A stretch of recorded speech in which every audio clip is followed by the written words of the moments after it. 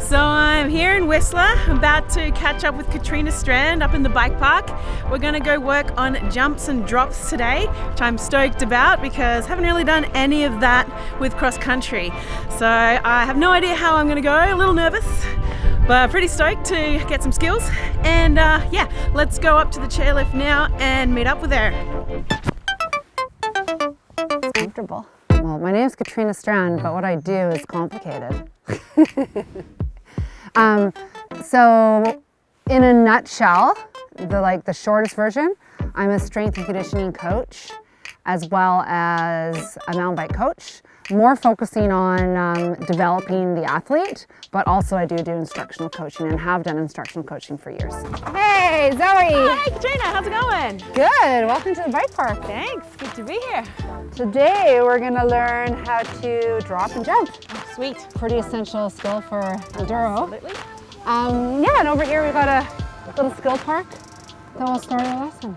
Awesome, it sounds great. I haven't done any of this stuff with cross country, so I'm super stoked to learn. Awesome. All right, Let's go check it out. Do it.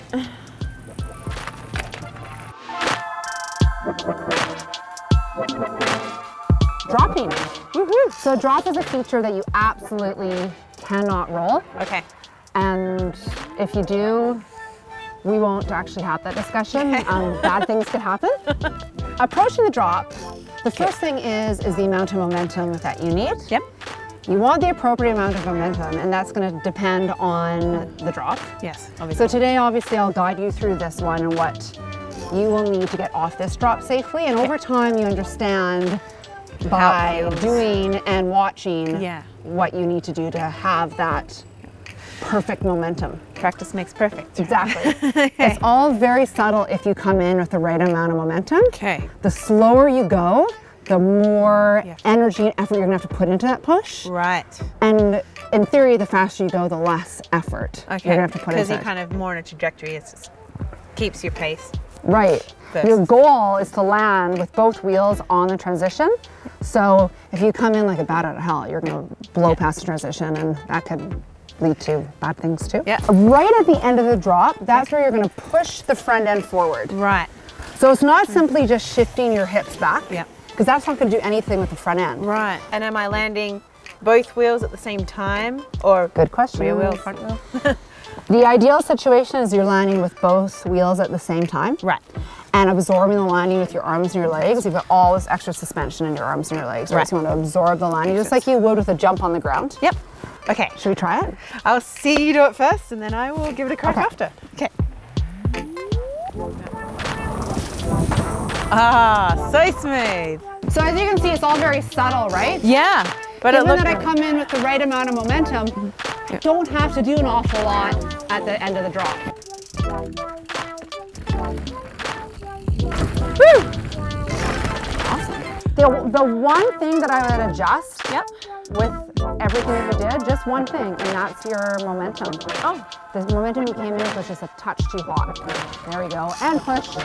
Yeah. Yeah, that was better. So it's good to feel both ways. Yeah. And yeah, backing off the speed actually made it smoother. Because mostly mountain biking so far I've learned is momentum makes things smoother. Whereas here, momentum is your friend, not necessarily speed. Yeah. But with that second one, the front wheel touched like a millisecond before the back. yeah, okay. We don't really care. Like, it still looked great, except that we could fix that by a little bit more of a push of the front wheel forward. Now with these tools, so I can practice and go to maybe a next size up. Sure. Okay. Yeah. Perfect. We'll see how that goes.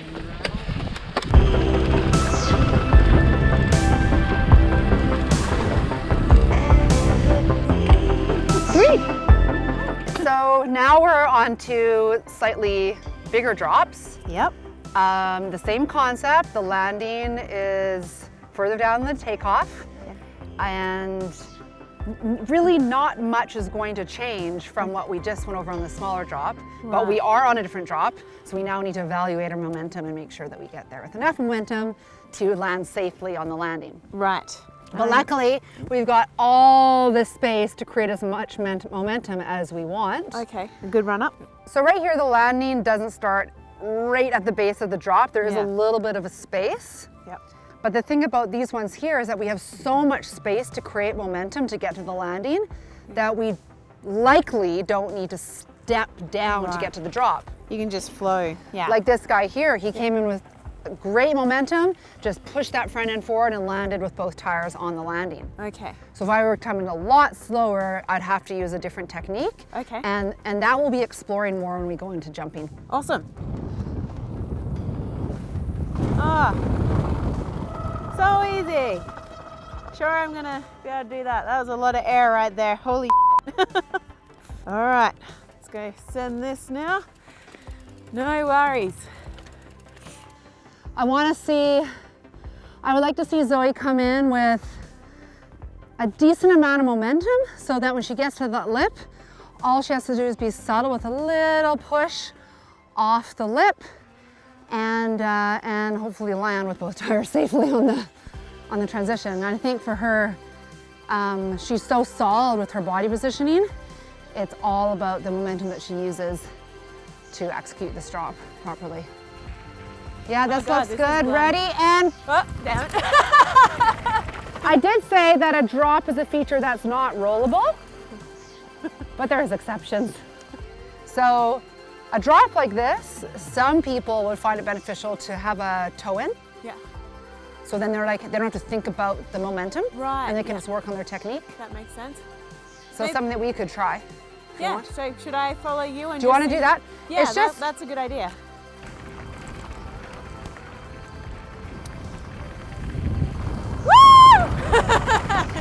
Yeah! Definitely took a bit of that, like, yeah, you just have to kind of push yourself over, just like, here we go, like. Yeah, it's like a switch. Yeah. Let's do this. It's on. Yeah. All right. Yeah, give it a try on your own. Okay. Yeah, looks good, looks good. Ready and push! Yeah! I wouldn't change a thing. Okay, so I just followed Katrina down this guy onto the third one here and finally got the experience of having two wheels in the air. I hadn't had that before, so I was pretty nervous, but oh my God, it felt so good. Pretty stoked on this now. So, having said that, we're gonna go try number 4, a little larger. So we'll see how this goes.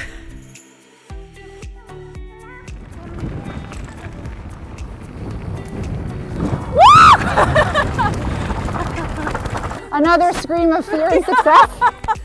When you start getting confident with the amount of momentum you need for whatever drop it is, it does make all the difference. Yeah, and it's just like having those skills and trusting those skills and committing to it. Yeah, and committing. Just like throwing yourself off the edge.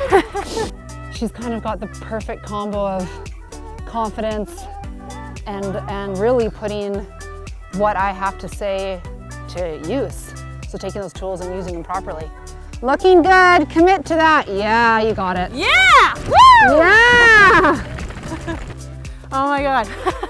Just being in the air, suspended, it's like time stops for a minute. Okay, awesome. Thank you. Killed it. Now you get to learn how to jump. So we're gonna head down Crank It Up. It's a great trail with progressively bigger jumps, but every single one of them is rollable, so super safe. Cool. And that's what we're gonna use to learn how to jump. So from following you down with zero instruction whatsoever, I have to say you're doing really well. Oh, awesome. You have a lot of the key concepts in place. Like corners, like drops, every jump is slightly different, but we can have some general guidelines that will work to get us up in the air and landing on the transition with both tires evenly. Have you ever heard of the concept preload before? I've heard of it, but I haven't really been gone through with what it is. You were doing it.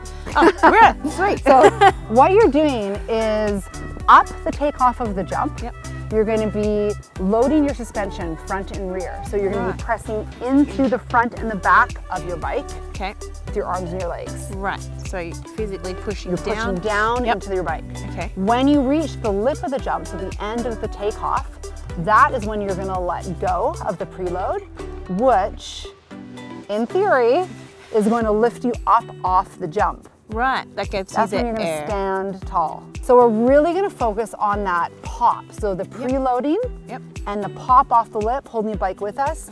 If you land both wheels together on top of the jump, awesome, that's fine. Okay. All that's going to make it better and bigger is either going faster, a more aggressive preload, or both. Okay. Oh, smooth. And preload, yeah! Yeah. That was really good. You committed to Yeah. that centered stance, basically. It's like imagining that when you're in the air that you have even pressure on the tires. Yeah, that Feeling. makes a huge difference. Yeah. It really does. Because yeah, I just felt like the bike just stayed with me that whole time, and I probably was lifting it without actually thinking about it, but it was just happening. Yeah. Just having those few little tools in the back of your mind, and then just, yeah, mostly as well, just being aggressive, not aggressive, but committing to it, like you said. Yeah. Just say, okay, we're going for this. Not gonna touch my brake. I'm just gonna ride with it. It's not freezing. Yeah, exactly. All right, so we just hit the Whistler Bike Park, jumps and drops, dialed in today. I'm pretty Dialed. stoked. Thanks to this lady. Yeah, I got some serious airtime. Pretty freaking stoked with that. So let's say we go send it and finish up on Crank It Up, hit some more jumps. Sounds good to me. Sweet. Let's go.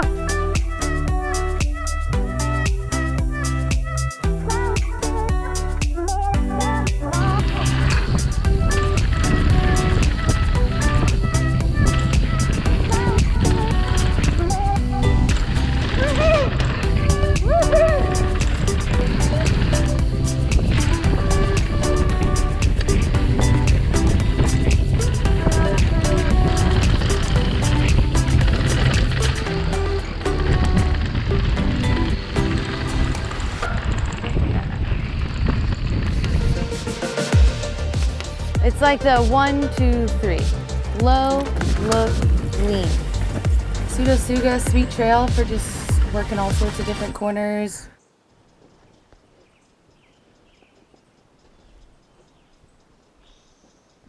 I heard the scream. The scream of fear and success.